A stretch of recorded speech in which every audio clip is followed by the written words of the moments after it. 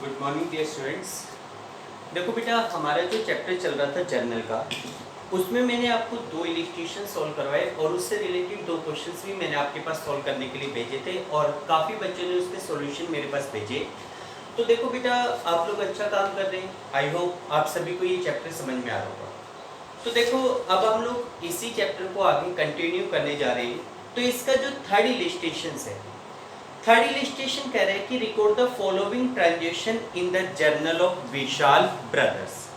आपके सामने third illustration दिया गया है जिसमें आपको डिफरेंट ट्रांजेक्शन को बुक्स ऑफ अकाउंट में रिकॉर्ड करना है, जर्नल एंट्री पास करना है। Illustration third, you have to pass the journal.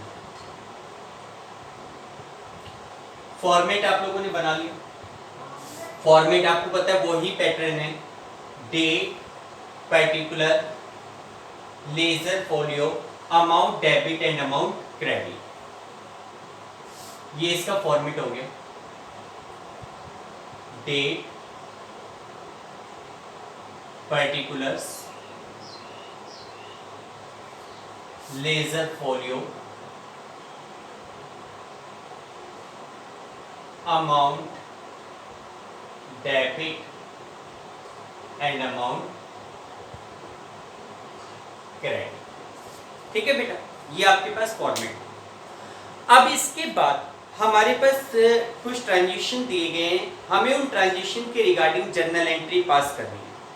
तो सबसे पहले देखो, 2018 फर्स्ट ऑफ मई को इसने हमें फर्स्ट ट्रांजेक्शन दिया है कि started commence business with cash ₹5 lakh. भाई इनिशियली आपने अपने बिजनेस में 5 लाख रुपए लगाए, यानी कि आप लोग 5 लाख रुपए लगाकर बिजनेस को स्टार्ट कर रहे हैं। तो देखो, सबसे पहले आपको पता है डेट कॉलम में सबसे पहले हम ईयर लिखते हैं, उसके बाद डेट फर्स्ट ऑफ मई। अब इस ट्रांजिशन में ये कह रहा है कि started business with cash ₹5 lakh, यानी कि इनिशियली बिजनेस में 5 लाख रुपए लगाकर बिजनेस को स्टार्ट किया जा रहा है। तो जब आप बिजनेस में कैश लगाते हो तो आपके बिजनेस में दो चीजों के ऊपर इफेक्ट पड़ता है। एक इफेक्ट पड़ता है कैश के ऊपर और दूसरा इम्पैक्ट किसके ऊपर पड़ता है? कैपिटल के ऊपर। भाई जब ओनर कैश लगाकर बिजनेस को स्टार्ट करता है तो बिजनेस में दो चीजों पर इफेक्ट पड़ रहा है, कैश और कैपिटल के ऊपर। अब देखो, एक तरफ हमारा जो कैश है वो इंक्रीज हो रहा है। भाई बिजनेस के पॉइंट ऑफ व्यू से देखा जाए, ओनर ने बिजनेस में कैश लगाया, इसका मतलब बिजनेस के पास तो कैश आ रहा है, रियल अकाउंट है।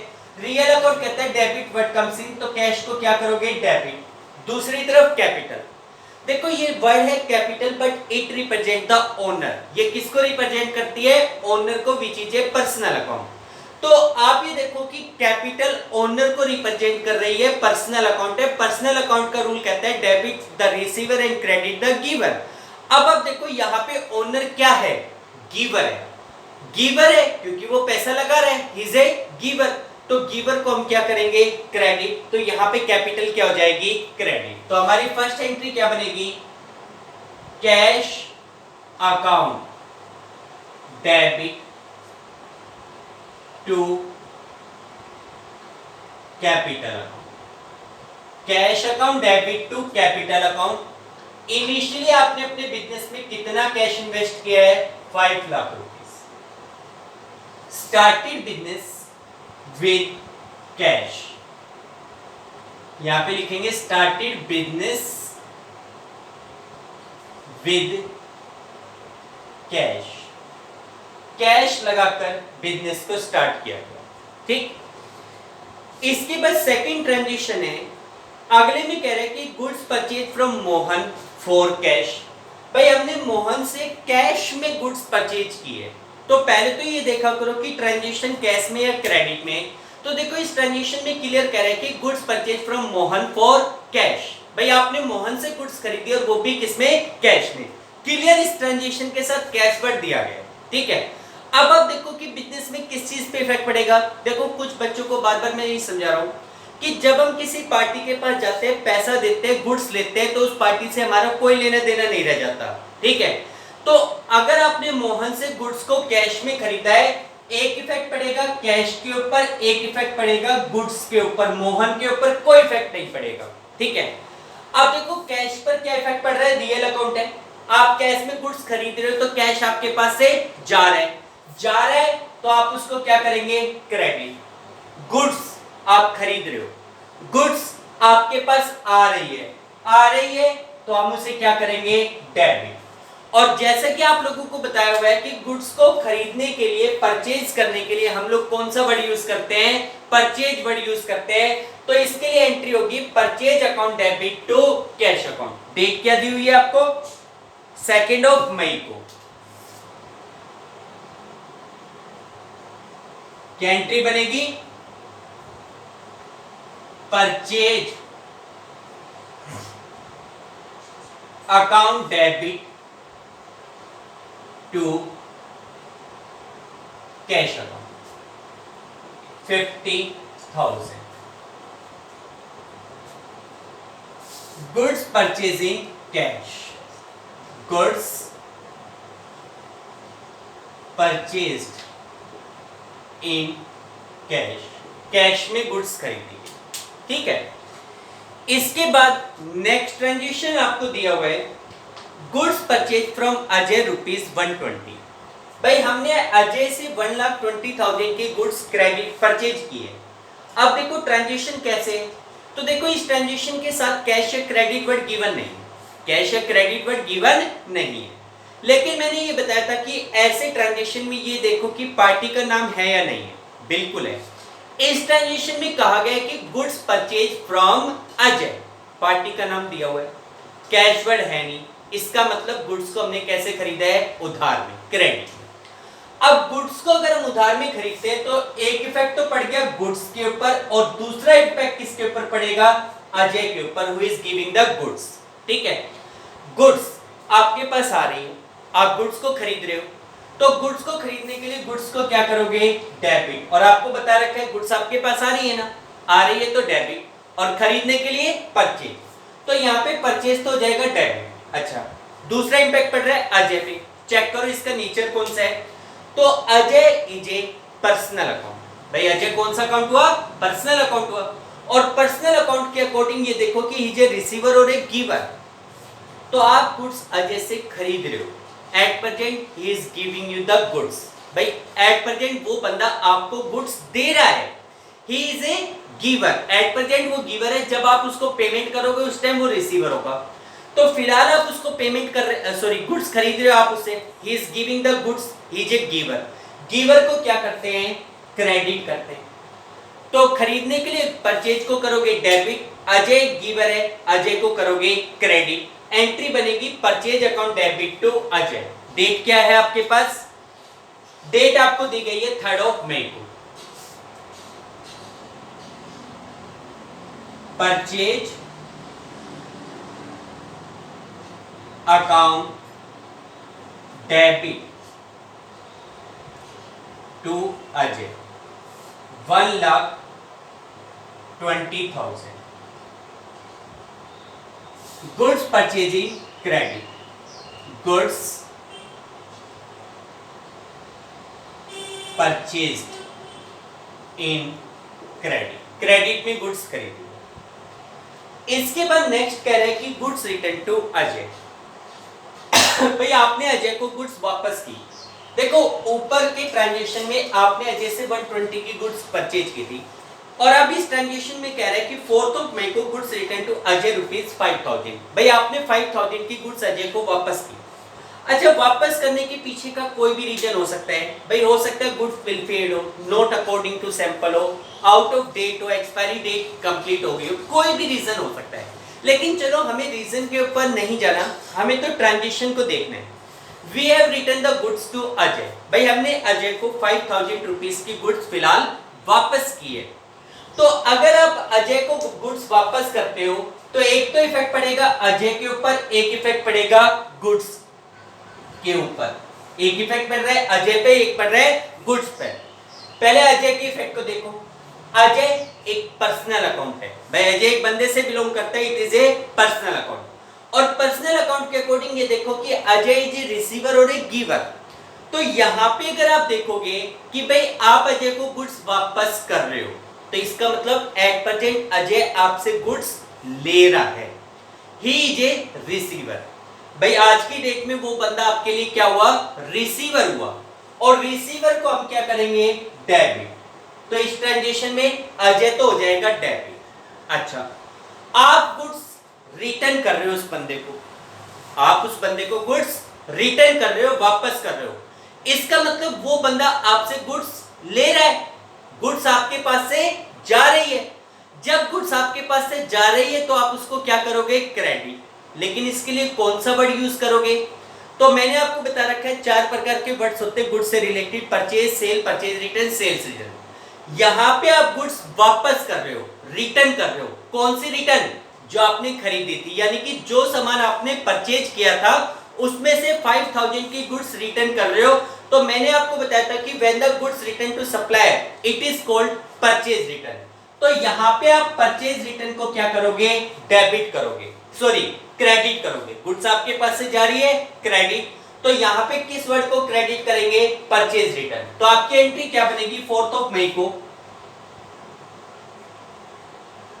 Ajay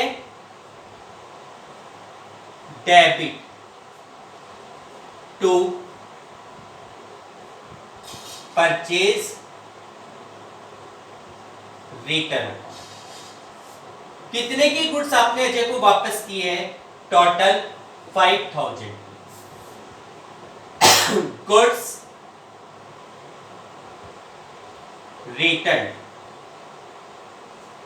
to Ajay, goods return to Ajay, आपने अजय को गुड्स वापस की। इसके बाद नेक्स्ट ट्रांजेक्शन कह रहा है 8 मई को goods sold to Rajiv ₹40,000।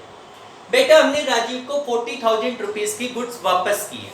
Rajiv को हम गुड्स सोल्ड टू राजीव को हमने 40,000 रुपीस की गुड्स सेल आउट की। वही बात है, कैश वर्ड नहीं है, पार्टी का नाम दिया हुआ है, इसका मतलब this transaction is in credit. भाई पहली बात तो ये ट्रांजेक्शन क्रेडिट में। अब आप राजीव को 40,000 की गुड्स सेल आउट कर रहे हो तो एक इफेक्ट तो पड़ेगा राजीव के ऊपर, और क्योंकि क्रेडिट ट्रांजेक्शन है तो दूसरा इम्पैक्ट किस पे पड़ेगा, गुड्स के ऊपर। एक इम्पैक्ट पड़ेगा राजीव के ऊपर, दूसरा इम्पैक्ट किस पे पड़ेगा, गुड्स के ऊपर पड़ेगा। देखो आप राजीव को गुड्स सेल आउट कर रहे हो, Rajiv is a personal account. भाई राजीव कौन सा अकाउंट हो गया, पर्सनल अकाउंट हो गया। पर्सनल अकाउंट के अकॉर्डिंग आप चेक करो कि आप राजीव को गुड्स सेल आउट कर रहे हो, तो वो तो एट प्रेजेंट क्या हो गया, रिसीवर। रिसीवर को हम क्या करते हैं, डेबिट करते हैं। भाई रिसीवर को हम क्या करते हैं, डेबिट। दूसरा इंपैक्ट किस पे पड़ रहा है, गुड्स के ऊपर। आपके पास से गुड्स जा रही है, गुड्स जब जाती है तो हम उसको क्या करेंगे, क्रेडिट। और जैसा कि हमें पता है बेचने के लिए हम लोग कौन सा वर्ड यूज करते हैं, सेल्स। कौन सा वर्ड यूज करते हैं, सेल्स। तो यहां पे हमारी एंट्री क्या बनेगी, Rajiv account debit to sales account. क्या एंट्री बनेगी, राजीव डेबिट टू सेल। 8 मई को Rajiv debit to sales account. कितने का सामान आपने राजीव को सेल आउट किया है, 40,000 का। यहां लिख देंगे goods sold in credit, goods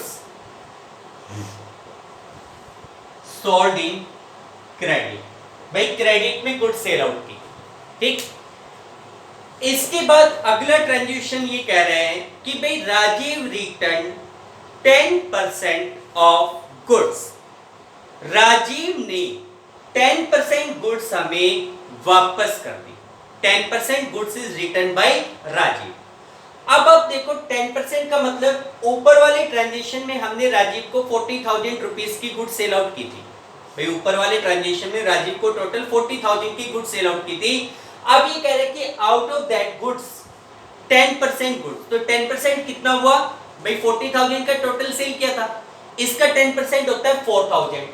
4,000 की गुड्स राजीव हमें वापस कर रहा है, यानी कि जो गुड्स हमने राजीव को बेची थी, सेल की थी, उसमें से 4,000 की गुड्स वो हमें वापस कर रहे हैं, तो it is called sales return.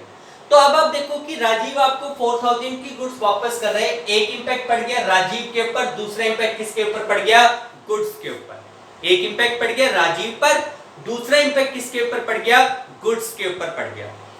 Rajiv goods वापस कर रहा है, ही इज ए गिवर। भाई वो गुड्स आपको दे रहा है, तो एट प्रेजेंट वो बंदा हमारे लिए क्या हुआ, गिवर हुआ। गिवर को हम क्या करेंगे, क्रेडिट करेंगे। ठीक है, और गुड्स आपके पास आ रही है, भाई वापस आ रही है ना गुड्स आपके पास, तो गुड्स आपके पास आ रही है, आप उसे क्या करोगे, डेबिट। और जैसा कि आपको पता है कि बेचा हुआ सामान, when the goods sold is returned by the customer, we use the word sales return। हम उसके लिए कौन सा वर्ड यूज करेंगे, सेल्स रिटर्न। तो यहां पे हमारी एंट्री बनेगी sales return account debit to Rajiv, जो भी डेट है, आई थिंक 12 मई को, 12 मई क्या एंट्री हो जाएगी, sales return account debit to Rajiv. Sales return account debit to Rajiv, यहां पे अमाउंट कितना जाएगा, 4000। Goods return by Rajiv, goods return by Rajiv, भाई राजीव ने हमें गुड्स वापस कर दी, goods return by Rajiv. Clear बेटा? तो देखो ये आपके पास इलस्ट्रेशन थर्ड। देखो डियर, आप लोगों को काफी हद तक जर्नल एंट्री करने के रूल्स क्लियर हो गए होंगे कि किस तरीके से हम डेबिट करते हैं, किस तरीके से हम क्रेडिट करते हैं। ठीक, अब हम लोग आगे चलते हैं। देखो अब हमारे पास अगर देखा जाए तो सभी ट्रांजेक्शन में लगभग रूल तो सेम ही होंगे, ट्रांजेक्शन इसी प्रकार के होंगे। कुछ ट्रांजेक्शन में छोटी छोटी कॉम्प्लेक्सिटीज अब हमारे पास बढ़ाते जाएंगे। तो देखो ये हमारे पास इलस्ट्रेशन थर्ड था। अब हम लोग नेक्स्ट टॉपिक के ऊपर मूव करते हैं। आपकी बुक में जो हमारे पास नेक्स्ट टॉपिक दिया गया है वो दिया गया है डिस्काउंट का। लेकिन डिस्काउंट के टॉपिक को समझाने से पहले मैं आपको एक पॉइंट क्लियर करना चाहता हूं। हमारे पास एक नेक्स्ट टॉपिक है, पहले उस टॉपिक को क्लियर कीजिए, और वो टॉपिक है कंपाउंड एंट्री।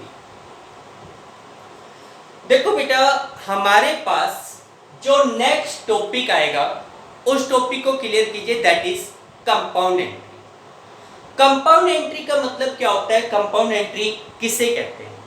देखो बेटा, अभी तक के हमने जितने भी ट्रांजेक्शन्स किए उन ट्रांजेक्शन में जो एंट्री थी वो सिंपल एंट्री थी। सिंपल एंट्री का मतलब हर ट्रांजेक्शन में केवल दो अकाउंट के ऊपर इफेक्ट पड़ रहा था, एक को आपने डेबिट कर दिया और एक को हमने क्रेडिट कर दिया। अब हम लोग एंट्री में ही एंट्री के जो टाइप्स है उसमें एक नेक्स्ट टाइप के ऊपर मूव करते हैं, that is compound entry. Compound entry किसे कहते हैं? देखो, कंपाउंड एंट्री का मीनिंग बताने से पहले मैं आपसे एक छोटा सा एग्जांपल क्लियर करता हूं। एक छोटा सा पॉइंट है। देखो मान लो आज मैं मार्केट गया, ठीक है, मार्केट में मैंने सबसे पहले शूज परचेज की, फिर आगे गया, वहां पे एक दुकान से मैंने शर्ट परचेज की, फिर उसके बाद नेक्स्ट गया, अगली दुकान के ऊपर मैंने एक मोबाइल परचेज किया, ठीक है, उसके बाद नेक्स्ट आगे चला गया, वहां पे मुझे एक साइकिल पसंद आ गई, साइकिल परचेज की, ठीक। अब मैंने 4 दुकानों से, पहली दुकान से परचेज किया शूज, दूसरी दुकान के ऊपर परचेज की शर्ट, तीसरी दुकान पे परचेज किया मैंने मोबाइल, और फोर्थ शॉप के ऊपर मैंने एक परचेज की है साइकिल, ठीक। घर आने के बाद मेरे पेरेंट्स मुझसे पूछते हैं कि आपने बाजार से क्या खरीदा। अब आप देखो कि मैं किस तरीके से पेरेंट्स को बताऊंगा। देखो मेरा पैटर्न ये होना चाहिए कि मम्मी मैंने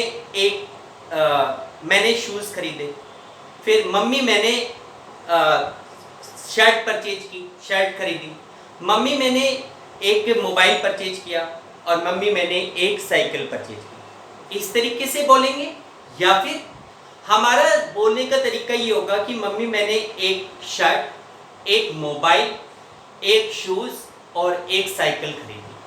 आई थिंक सेकंड वे।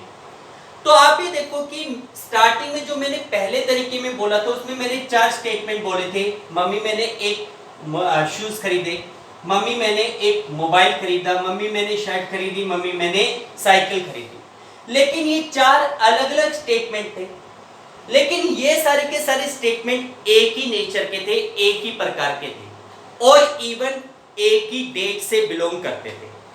तो instead of speaking four different transaction, four different statement, we can pass this statement in a single sentence. चार अलग अलग सेंटेंस में कन्वर्ट करने की जगह हम इन चारों को एक सिंगल सेंटेंस में कन्वर्ट कर सकते हैं, तो that is called compound sentence in the same way. अब आप देखो कि आपके बिजनेस में कई बार एक ही डेट को एक से ज्यादा ट्रांजेक्शंस होते हैं, there are more than one transaction on a single date, ठीक है, and even their nature are also same, और इवन जो उनका नेचर होता है, जो उनकी प्रकृति होती है, वो भी क्या होती है, सेम होती है। तो in that case instead of passing more than one entry, a single entry can be passed, that is called compound entry. जैसे मान लो 31 ऑफ जनवरी को मेरे बिजनेस के कुछ ट्रांजेक्शन हैं, सैलरी पेड ₹5000। इसी प्रकार 31 ऑफ जनवरी को रेंट पेड ₹8000। एक अगला ट्रांजेक्शन है 31 ऑफ जनवरी को ही कमीशन पेड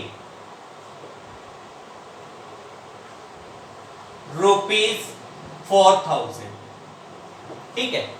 देखो मान लो हमारे बिजनेस में 31 ऑफ जनवरी को ये तीन ट्रांजेक्शन हुए। पहला ट्रांजेक्शन था सैलरी पेड ₹5000, दूसरा ट्रांजेक्शन था रेंट पेड ₹8000, थर्ड ट्रांजेक्शन था कमीशन पेड ₹4000। अब आप देखो कि इन तीनों ट्रांजेक्शन के लिए आप लोग क्या जर्नल एंट्री पास करेंगे। स्टार्टिंग में आपने सैलरी पे की, आपकी एंट्री क्या बनेगी, सैलरी, भाई सैलरी आपके लिए एक्सपेंस है, डेबिट, कैश आपके पास से जा रहा है क्रेडिट, आपकी एंट्री क्या बनेगी, salary account debit to cash account, कितना 5000। इसी प्रकार नेक्स्ट ट्रांजेक्शन है रेंट पेड 8000, तो यहां पे आपकी एंट्री बनेगी रेंट अकाउंट डेबिट, भाई रेंट आपके लिए एक्सपेंस है, rent account debit to cash account, rent account debit to cash account 8000। इसी प्रकार आपने कमीशन पे किया, तो उसके लिए आपकी एंट्री क्या बनेगी, commission account debit to cash account, commission account debit to cash account, कितना अमाउंट 4000, ठीक है बेटा। अब आप ये देखो कि आपने एक ही डेट को 31 ऑफ जनवरी को तीन अलग अलग ट्रांजेक्शन किए, लेकिन अगर आप इन ट्रांजेक्शन के नेचर को देखें, नेचर को चेक करें, तो आप ये पाएंगे कि all of these transactions are related to expense.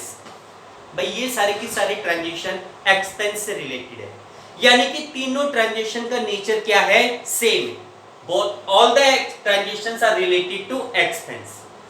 तो अब ऐसे खर्चों में, ऐसे ट्रांजेक्शन में अगर मान लो मैं इन तीनों स्टेटमेंट को एक सिंगल स्टेटमेंट के रूप में कन्वर्ट करना चाहता, अगर मुझसे कोई ये पूछे कि भाई आज के आपके लेन देन बताइए, तो तीन बार अलग अलग बोलने की जगह कि भाई salary paid 5000, rent paid 8000, commission paid 4000, मैं इनको ये कह सकता हूं सैलरी 5000, रेंट 8000, कमीशन 4000 पेड, है ना। कहने का मतलब तीन ट्रांजेक्शन ना बोलकर इन तीनों ट्रांजेक्शन को एक ही स्टेटमेंट में कन्वर्ट किया जा सकता है इन द सेम वे। जब तीनों ट्रांजेक्शन का नेचर सेम है और तीनों ट्रांजेक्शन एक ही डेट से बिलोंग करते हैं, तो instead of passing three different entries, a single entry can be passed, उसे हम कंपाउंड एंट्री कहेंगे। आप इन तीनों एंट्रीज को एक सिंगल एंट्री में कन्वर्ट कर सकते हैं। वो कैसे, आप ये देखो कि तीनों एंट्री में कौन कौन सी चीज डेबिट हो रही है, salary debit, rent debit, commission debit. तो जब आप इन तीनों के लिए एक एंट्री बनाएंगे, तो उसमें आप लिख सकते हैं जो जो चीजें डेबिट हो रही है उनको डेबिट करो, सैलरी अकाउंट डेबिट, इसी प्रकार रेंट अकाउंट डेबिट, आपने कमीशन पे किया है, कमीशन अकाउंट डेबिट। तो तो ये 3 अकाउंट डेबिट हो रहे थे, आपने इन तीनों को कर दिया डेबिट। इसी प्रकार क्रेडिट में क्या हो रहा था, कैश। अब आप देखो तीनों केसेस में कैश क्रेडिट हो रहा है। तो अब आपको क्रेडिट करना है कैश को, लेकिन कैश को 3 बार लिखने की जरूरत नहीं है। यहां पे लिखो टू कैश अकाउंट, एक बार ही लिखो, और तीनों बार जो कैश का अमाउंट इकट्ठा हो रहा है उन तीनों को टोटल करके लिख दो। जैसे सैलरी अकाउंट डेबिट, सैलरी के डेबिट में लिखा जाएगा 5000 रुपीज। इसी प्रकार रेंट अकाउंट डेबिट, तो रेंट के डेबिट में लिखा जाएगा 8000 रुपीज। कमीशन अकाउंट डेबिट, तो कमीशन के डेबिट में लिखा जाएगा 4000 रुपीज। लेकिन जब आप कैश को क्रेडिट करोगे तो बार बार कैश ना लिखकर 5 और 8 13 प्लस में 4 17,000, तो कैश के क्रेडिट में कितना लिख दिया जाएगा, 17,000 रुपीज लिख दिया जाएगा। ठीक है, तो अब आप देखो कि instead of passing 3 different entries, a single entry is passed, यानी कि 3 अलग अलग एंट्री ना करके आप लोग एक सिंगल एंट्री को पास कर रहे हो। उस एंट्री को आप क्या कहेंगे, कंपाउंड एंट्री कहेंगे। It will be called a compound entry. ठीक है बेटा, तो इस तरीके से आगे जाकर आपको बहुत सारी ऐसी एंट्रीज होंगी जिनको आपको कंपाउंड करना पड़ेगा, सिंगल एंट्री में आपको कन्वर्ट करना पड़ेगा। ठीक है, तो इस तरीके से क्लियर कीजिए कि देखो फिर समझ लीजिए कंपाउंड एंट्री के बारे में कि compound entry is that entry in which more than two और more than two entries are mix. यानी कि कंपाउंड एंट्री का मतलब होता है जब एक सिंगल एंट्री में 2 या 2 से ज्यादा एंट्रीज को आप मिक्स कर देते हैं, मर्ज कर देते हैं, ऐड कर देते हैं, तो that is called compound entry. लेकिन कंपाउंड एंट्री के लिए कुछ कंडीशंस हैं, उन कंडीशन को ध्यान में रखना कि पहली बात, कंपाउंड एंट्री तभी पास हो सकती है when the date is same. अगर एक ट्रांजैक्शन 15 तारीख का और एक ट्रांजैक्शन 20 तारीख का है तो आप उन दोनों को मिलाकर एक सिंगल एंट्री में कन्वर्ट नहीं कर सकते। पहली बात, for making a compound entry date should be same. ठीक है, पहला पॉइंट तो क्या है कि डेट आपकी सेम होनी चाहिए। दूसरी बात, their nature should be same, यानी कि जो ट्रांजिशन है उन ट्रांजिशन का नेचर भी क्या होना चाहिए, सेम होना चाहिए। अब नेचर सेम होने का मतलब क्या हुआ, देखो नेचर सेम होने का मतलब हुआ कि उसमें ऐसा नहीं होना चाहिए कि कोई एक अकाउंट एक एंट्री में डेबिट हो रहा है तो किसी दूसरी एंट्री में क्रेडिट हो रहा है। जैसे यहां पे आप देखो कि तीनों के तीनों जो ट्रांजैक्शन थे ये तीनों ट्रांजैक्शन एक्सपेंस से बिलोंग करते हैं। All of this three transactions are related to expense.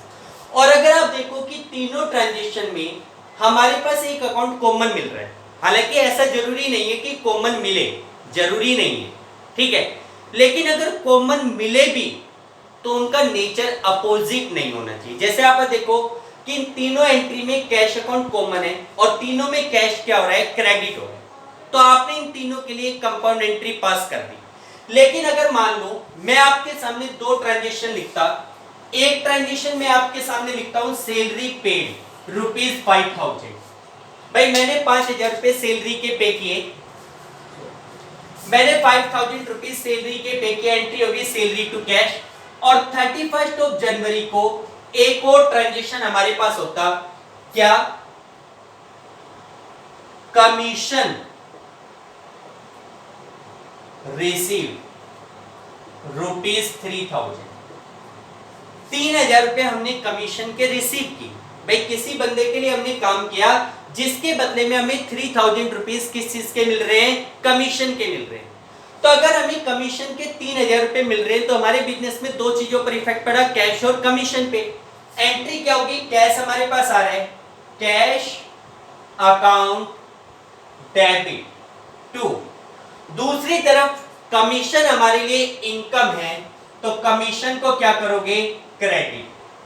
Cash account debit to commission account, इसकी एंट्री क्या बनेगी, cash account debit to commission account. ठीक है, अब आप ये देखो कि इन दोनों ट्रांजैक्शन की डेट सेम है। भाई दोनों ट्रांजैक्शन 31 जनवरी को किए जा रहे हैं, लेकिन एक ट्रांजैक्शन तो है एक्सपेंस से रिलेटेड जिसमें हम सैलरी की पेमेंट कर रहे हैं, और दूसरा ट्रांजैक्शन है इनकम से रिलेटेड जिसमें हम कमीशन रिसीव कर रहे हैं। एक ट्रांजेक्शन में हमारे पास कैश क्रेडिट हो रहा है तो दूसरे ट्रांजेक्शन में कैश हमारे पास क्या हो रहा है, डेबिट हो रहा है।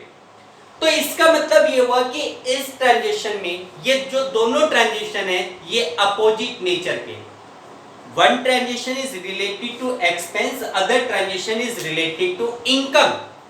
तो दोनों का जो नेचर हुआ वो अपोजिट हो, ठीक है।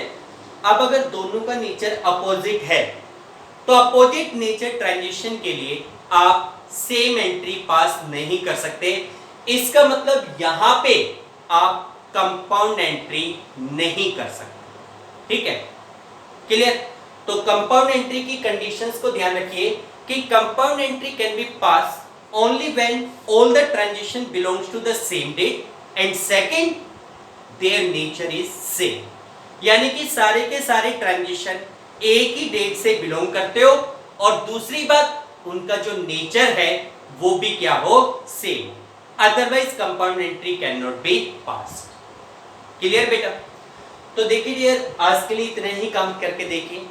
कल हम लोग डिस्काउंट के बारे में, जो कि बहुत इंपॉर्टेंट टॉपिक रहेगा, डिस्काउंट के बारे में और कंपाउंड एंट्री से रिलेटेड क्वेश्चंस को सॉल्व करेंगे, ठीक है बेटा। आई होप आपको समझ में आया होगा। हर एक स्टूडेंट से मेरी एक रिक्वेस्ट भी है कि जब आप क्वेश्चंस को करें तो क्वेश्चन करने के बाद उसकी पिक जरूर भेजिए, क्योंकि बेटा अगर हम 15 दिन बाद 20 दिन बाद चेक करेंगे और 20 दिन के बाद पता चलता है कि आपको वो टॉपिक समझ में नहीं आया तो हम कुछ नहीं कर पाएंगे। इसलिए आप लोग फोटो जरूर भेजिए, मेरे पास पिक्स जरूर भेजिए सॉल्यूशन करने के बाद। ओके बेटा, thank you, have a nice.